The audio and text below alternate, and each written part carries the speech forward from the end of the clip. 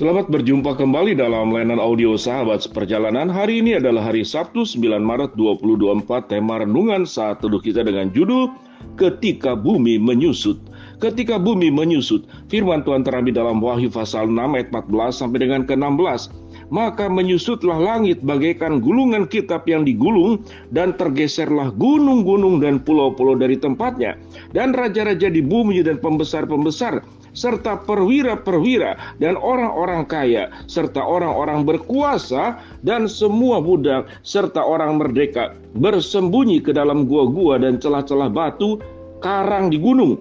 Dan mereka berkata kepada gunung-gunung dan berkata kepada batu-batu karang itu, runtuhlah menimpa kami dan sembunyikanlah kami terhadap Dia yang duduk di atas tahta dan terhadap murka anak domba, sebab sudah tiba hari besar murka mereka, dan siapakah yang dapat bertahan? Mari kita berdoa. Bapa yang di dalam surga, kami ingin belajar tentang kebesaran Allah dan sedemikian terbatasnya kehidupan manusia.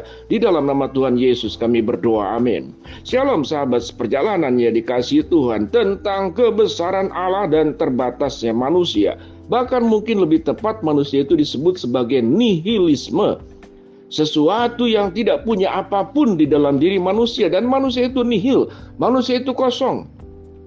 Kalau kita boleh menyebutkan bahwa angka kosong saja itu punya makna tatkala kemudian ditempatkan angka 1 sampai ke 9. Maka angka kosong itu menjadi punya makna. Kalau kita berbicara tentang manusia, manusia itu memang kosong, tapi manusia itu punya makna. Karena dalam kekosongan itulah Tuhan menciptakan kita. Dalam ketiadaanlah Tuhan mengadakan kita. Dalam kematian dan kita tidak pernah mengalami kehidupan, Tuhan menciptakan kehidupan kepada kita. Sehingga kita berbicara tentang kebesaran Allah dan kenihilan manusia, kekosongan manusia, ketidakberdayaan manusia, keterbatasan manusia. Dan itu digambarkan di dalam bagian firman Tuhan yang kita baca tadi. Dalam Wahyu 6 ayat 14 sampai 16. Bagaimana dikatakan di sini, ketika bumi itu menyusut, langit menyusut, gunung pulau bergeser, kemudian langit menyusut bagaikan gulungan kitab yang tertutup.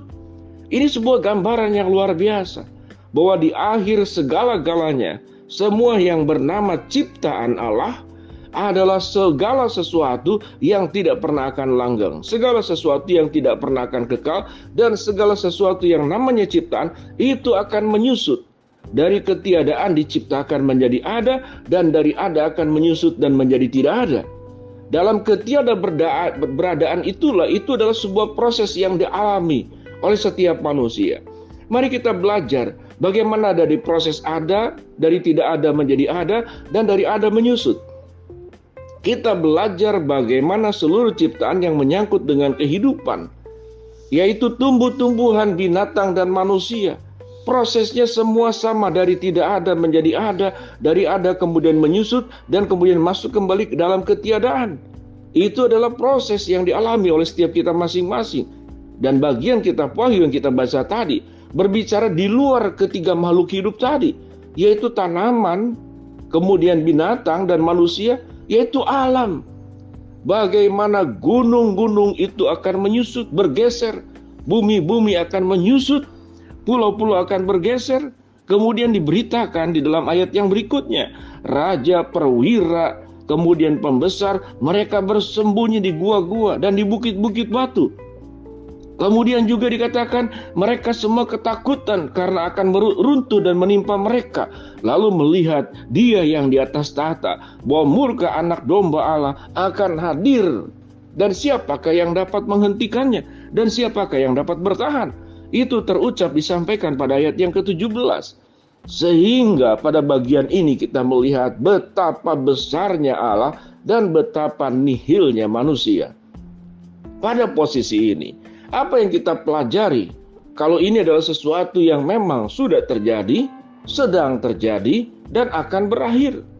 Sudah terjadi di waktu sebelumnya, sedang terjadi yang sedang kita alami, dan akan berakhir, itu nanti yang kita juga akan alami. Seluruhnya akan berakhir. Langit dan bumi akan lenyap. Bagian firman Tuhan dikatakan, tetapi firman Allah itu tetap kekal selama-lamanya. Tatkala kita melihat sebuah fakta yang terjadi dialami oleh di masa lalu, dialami dalam proses oleh kita yang sekarang, dan kita akan mengalami dalam proses yang mendatang. Lalu apa pelajarannya? Kalau kita belajar bahwa orang-orang berhikmat, orang-orang pandai, orang-orang cerdas adalah orang-orang yang belajar dari kenyataan yang akan terjadi. Dan itu dialami oleh setiap kita masing-masing. Dialami oleh dari generasi ke generasi. Apa sikap kita? Sikap kita adalah berpusat kepada kebesaran Allah dan menyadari tentang keterbatasan dan nihilnya manusia. Dengan melihat semuanya itu, kita akan menjadi orang-orang yang bijaksana. Kita tahu, kita tidak akan mengejar sesuatu yang akan kehilangan. Kita tidak akan mempertahankan sesuatu yang akan punah. Dan kita akan tidak akan tetap tinggal di bumi yang sifatnya sementara dan bukan kekal ini. Dengan sebuah kontemplasi pemahaman, pemikiran, perenungan yang seperti demikian. Hal ini akan membawa kita sebagai pribadi-pribadi yang hidup di dalam dunia ini dalam sebuah sikap yang bijaksana.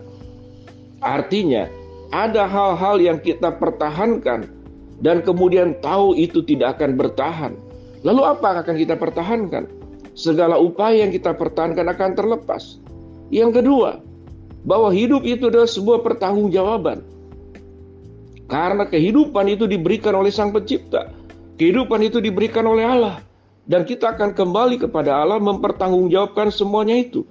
Siapa yang mempertanggungjawabkan ayat-ayat yang kita baca tadi, baik budak maupun orang merdeka, orang biasa, baik perwira, baik pembesar, baik raja, mereka semua ketakutan dan bersembunyi di gua-gua. Ada satu titik kesombongan manusia sesombong-sombongnya, sehebat-hebatnya, seberkuasa-berkuasanya, sekaya-kayanya. Mereka akan masuk ke dalam satu titik, mereka semuanya ketakutan. Dan mereka takut dengan runtuhnya, hancurnya, lenyapnya, hilangnya seluruh peradaban kehidupan yang saat ini sedang kita jalani. Lalu apa yang kita harus lakukan? Maka yang pertama, jangan mempertahankan sesuatu yang padanya akan terlepas. Tapi pergunakanlah sesuatu yang ada pada kita, yang akan punya nilai kekekalan. Bagaimana yang fana ini punya nilai kekekalan? Yaitu kita menggunakannya semuanya di dalam terang kebenaran firman Allah. Karena firman Tuhan berkata, langit dan bumi akan lenyap. Tetapi firman Tuhan itu kekal selama-lamanya. Sesuatu yang fana, tatkala kita jalani dengan sebuah perjuangan, punya nilai kekekalan. Maka yang fana itu memiliki nilai kekal. Sahabat seperjalanan, kita semua satu hari kelak nanti akan mengakhiri kehidupan ini. Karena bumi akan menyusut. Pulau-pulau akan bergeser. Seluruhnya akan runtuh, akan sirna, akan hancur. Lalu apa sikap kita? Jadilah orang-orang bijaksana, hiduplah dengan benar, hiduplah di dalam terang firman Allah. Baik di dalam berumah tangga, baik dalam bekerja, baik waktu yang masih muda sekolah, yang sedang merintis segala sesuatu.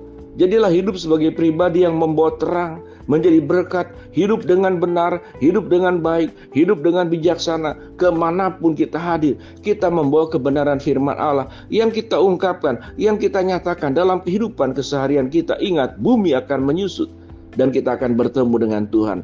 Jangan menjadi pribadi yang menggenggam, yang satu hari akan terlepas. Mari kita berdoa.